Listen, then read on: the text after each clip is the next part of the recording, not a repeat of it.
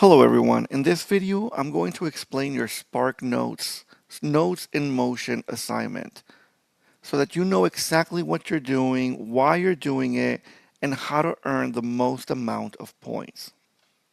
This assignment is designed to help you interact with the course material in a different way. Instead of only reading the textbook or only looking at your own notes, you're also going to learn from your classmates' notes. The goal is to look over your classmates' notes, see topics from a different perspective, combine their ideas with your own understanding, and make sure that the information is accurate by checking the textbook and reliable internet sources. So this assignment is not just copying information, it's about comparing, evaluating, and expanding your own understanding of psychology. Now let's talk about what you actually have to make. For each chapter, you will create a PowerPoint presentation with a total of 9 slides. That includes 1 cover slide, 4 about the notes slides, and 4 informative slide. This assignment is not a presentation. You don't need to include animations, fancy transitions, or elaborate designs. Don't spend hours making it beautiful. Instead, focus on making sure that every required item is included and accurate. That's what's going to get you points. So here's how it works.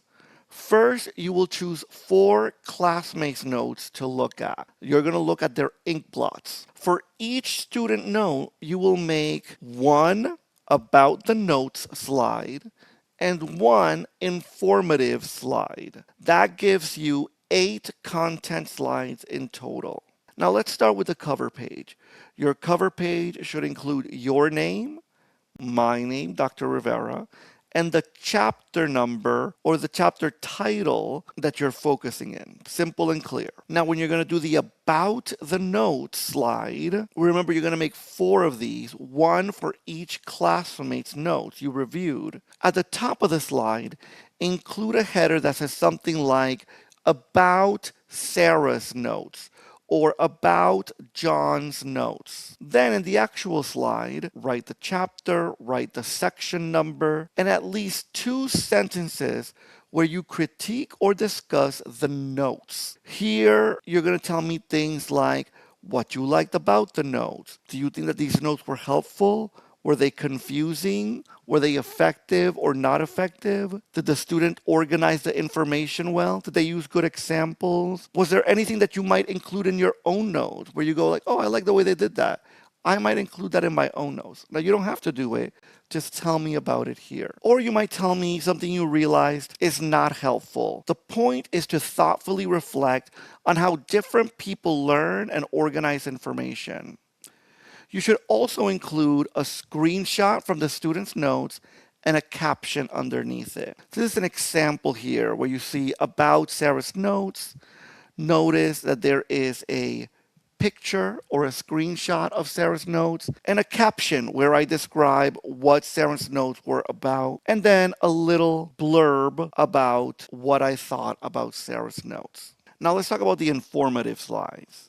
You're also going to create 4 of these, 1 for each student. Each of the informative slides should focus on a different topic or section from the chapter. Please don't repeat the same concept over and over. Now, at the top of these slides, include a header with the topic name. For example, neurotransmitters or classical conditioning or memory encoding or sleep cycles. Then in the content of the slide, you're going to include at least 2 different types of information from the assignment list. For example, you could include a short paragraph explaining the concept or 2 important terms and their definitions. If you do that, make sure you also write the definitions in your own words. So the book definition and then in your own words definition. An example from real life. Another thing could be a researcher or what they contributed, a theory and what it means, or an important function of the topic in everyday life. Or you can mix and match any of these. Now you should also include at least 1 image, a chart or a picture. It could be a screenshot from your book. and a caption explaining why that image is relevant. Remember, the image should help explain the concept, so don't just choose something that's decorative.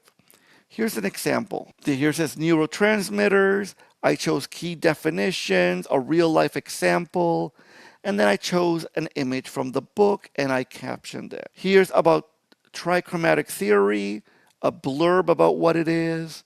Here's a picture that describes how light works when we perceive it, and a quick little blurb in the caption. Now, this is important.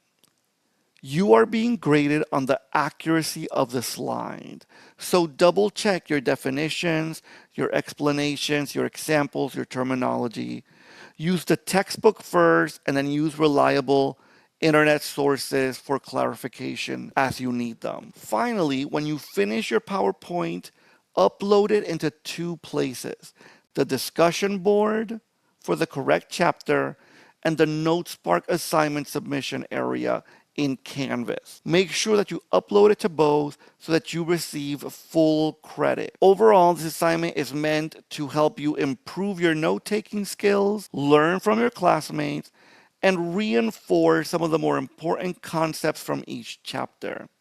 If you put genuine thought into these critiques and your informative slides, this assignment can actually make studying much easier later in the semester. Good luck, and make sure to ask any questions if anything is unclear.